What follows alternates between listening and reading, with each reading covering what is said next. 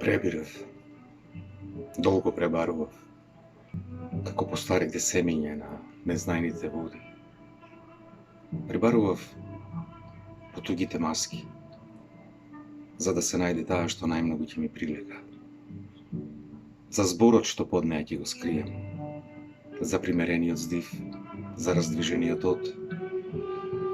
И откако ги запознав филовецот и врачот во вражању овени, откако го извишив змејот, а боговите ги симнав покрај огнот и ги натерав покорно да ме придружуваат по шуми, по лозија, по зрели плодови, создавајќи го митот за човековата глад,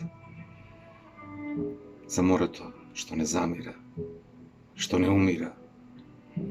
Откако кожите на дивината ги научив да играат, гранчето да свири и класот да му подпевнува, истрчев на сцената.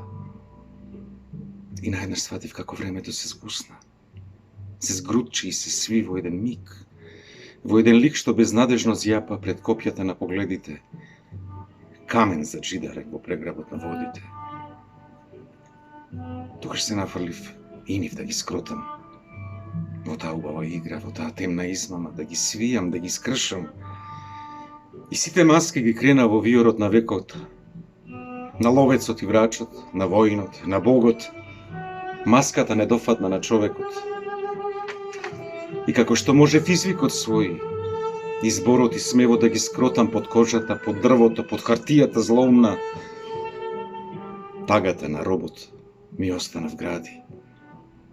Зашто осаменоста моја не се прибираше под ниту една маска. Зашто недостижна ми остана тогаш сликата на пролетта, на морето. Ликата на пролетта плотна, на саќето, на житото, на далечната есен.